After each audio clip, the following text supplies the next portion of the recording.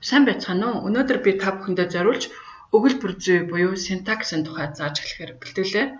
Өнөөдөр бүгдээрээ эхлээд өгүүлбэр гэж юу юм бэ? Өгүүлбэрийн төрлүүд болон өгүүлбэрийн гол гишүүд болох субъект, предикат, объектын талаар үзэх болно. Ингээд дараагийн хичээлдэр бусад өгүүлбэрийн гишүүдийн байрлал, өгүүлбэрийн зохион байгуулалтын талаар үзэсгэнэ. Ингээд өнөөдрийнхөө хичээлийг эхэлцгээе. Өгүүлбэрийн германа der Satz олон тоонд нь die Sätze гэдэг. Хоёр болон түүнээс дээш үг эсвэл бүлэг үгнүүд нийлж утга төгс санаа илэрхийлэхийг өгүүлбэр гэдэг. Дараах өгүүлбэрийн төрлүүд байдаг. Өгүүлбэрийн төрлийг германаар Satzart гэнэ. Хүүрнэх өгүүлбэрийг Aussagesatz, асуух өгүүлбэрийг Fragesatz, захиран хүсэх, захиран тушаах өгүүлбэрийг Befehlssatz, Aufforderungssatz, хүсэн болзох, хүсэж мөрөөдөх өгүүлбэрийг Wunschsatz, уриалах, анхааруулах өгүүлбэрийг Ausrufesatz гэнэ. Өгүүлбэрийн гишүүдийг Satzglieder гэдэг. Энэ ганц тоон дээр der Satzglied болно. Өгүүлэх хүн гишүүнийг Prädikat, өгүүлэгдэх хүн гишүүнийг Subjekt, тасагдах хүн гишүүнийг Objekt, байц гишүүнийг Adverbial, тодтгол гишүүнийг Attribut гэдэг. Өгүүлэгдэх хүн болон Subjekt, өгүүлэх хүн болон Prädikat нь өгүүлбэрийн гол гишүүд юм. Subjekt нь wer, was буюу хэн юу гэсэн асуултанд хариулах нэр үг юм уу эсвэл төлөөний үг байдаг. Харин өгүүлэх хүн was tut тэр юу хийж байна? Was geschieht юу болж байна? Was wird getan юу хийгдэх вэ гэсэн үйл хөдлөл заасан үйл үг байдаг. Жишээлбэл ich lese би уншиж байна. Өгүүлэх хүн буюу Prädikat нь өгүүлэгдэх хүн үеийн эзнийхээ ямар биед байгаагаас шалтгаалж хувирдаг. Жишээлбэл ich lese би уншиж байна. Du liest чи уншиж байна. Bold liest wir lesen бид уншицгааж байна. Ihr lest та нар уншицгааж байна. Sie lesen тэд нар уншицгааж байна. Үүнд өгүүлэгдэх хүн буюу субъект нь эдгээр биеийн төлөөний үгнүүд. Энэ биеийн төлөөнийхөө үгний дагуу өгүүлэх хүн буюу үйл үг маань хувирсан байна. Өгүүлбэрийн дараагийн нэг чухал гишүүн бол тасагдах хүн буюу объект юм. Герман хэлний 3 янзын объект байдаг. Нэгдүгээрт нь accusative object, хоёрдугаарт нь dative object, гуравдугаарт нь prepositional object. Тасагдахыг би энд Монголд тэмдэглэдэг шиг долгионтой зураасаар зурж тэмдэглэсэн байгаа.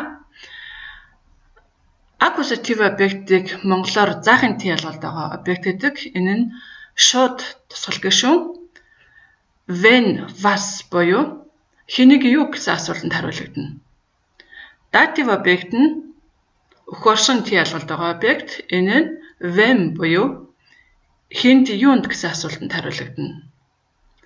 Prepositional object нь womit юугаар, woran юунд, worauf юуны төлөө, wofür юуны тулд, woraus юунаас, worüber юуны тухай, wodurch юугаар, wovon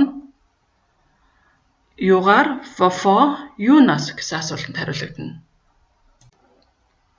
Энд би accusative object, dative object-ийн жишээ өгүүлбэрүүдийг бичлээ. Ich lese eine Zeitung. Би нэгэн сонин уншиж байна. Энэ өгүүлбэрийн тусагдах нь eine Zeitung.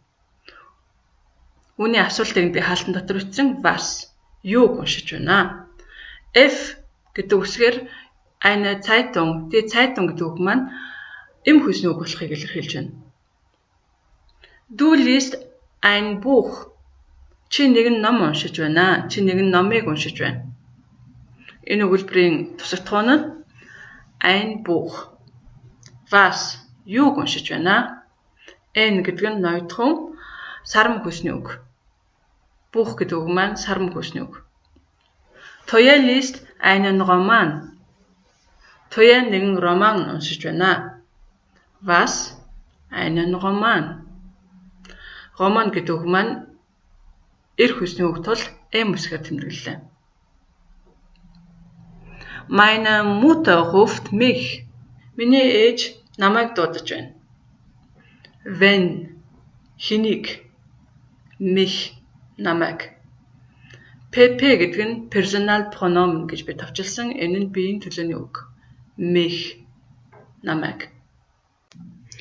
Wir besuchen meinen Onkel im Krankenhaus. Бид манай наг захыг эмнэлэгт эргэж байна гэдэг өгүүлбэр байна. Энэ өгүүлбэрийн accusative object нь meinen Onkel.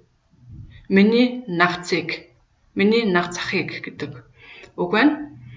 Энэ үгний асуулт нь when хэнийг вэ? Onkel гэдэг үг маань M буюу эр хүйсний үг. Дараагийн игнэний жишээнүүд бол dative object-ийн жишээнүүд. Ich gebe dir mein Buch. Би чамд өөрийнхөө номыг өгье. Энэ өгүүлбэрт хоёр объект байна. Нэг нь dative object, нөгөөх нь accusative object. Dative object-ийн доогоор би тод хар зураасаар тод хар долгионоор accusative object-ийн доогоор бүдэг нарийнхан долгионоор зурж тэмдэглэсэн байгаа.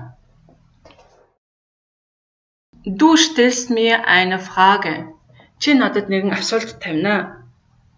Энэ өгүүлбэрийн dative object нь mir буюу надад, eine Frage нэгэн асуултыг гэдэг нь accusative object. Тоя hilft den alten Menschen. Тоя хөгшин хүмүүст тусалж байна.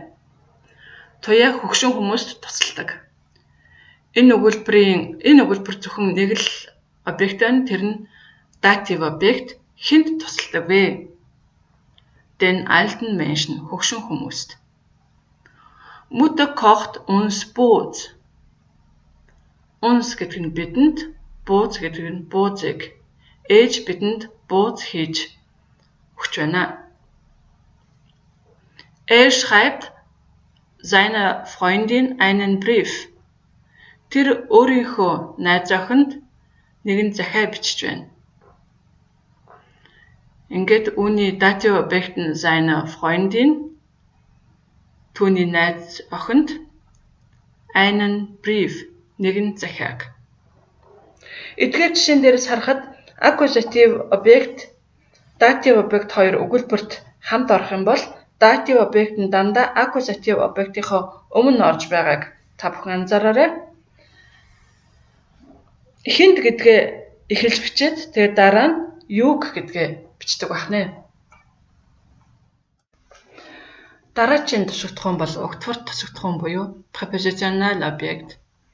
Prepositional object нь womit, woran, worauf, wofür, woraus, worüber, wodurch, wovon, wovor зэрэг асуултанд хариулагдаж хинтээ юутай, хэний юуны төлөө, хэний юуны тулд, хэний юуны тухай, хинээр юугаар, хинээс юунаас болохыг угтар өгнүүдийн тусламжтайгаар заадаг тусагдах юм аа.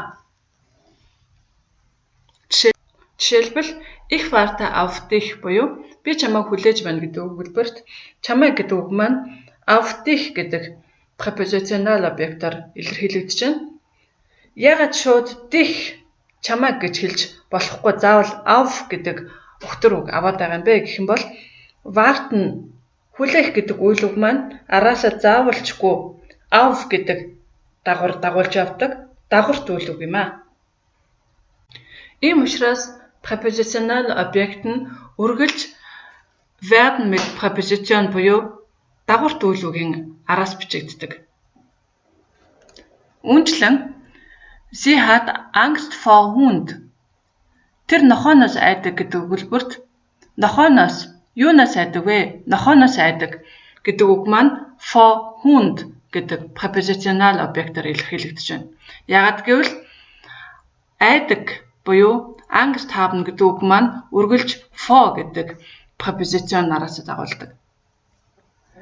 Bat interessiert sich für Autos. Bat машинууд сонирхдаг. Энэ өгүүлбэрт машинуудыг гэдэг үг маань für Autos гэдэг үгээр илэрхийлэгдэж байна. Яагад гэвэл sich interessieren Сонирхох гэдэг үйлэг маань араасаа үргэлж few гэдэг препозицион дагуулдаг. Ингээд өнөөдрийн хичээлийн төгсгөлд дагуурт үйлэг буюу verb med препозиционы тухай богинохон тайлбар хэлье. Дагуурт үйлэгнүүд нь өөрийнхөө утга санааг бүрэн гүйцэд илэрхийлэхийн тулд араасаа байнга тодорхой нэг дагуур үг авч явдаг. Жишээлх юм бол ich warte auf einen Brief.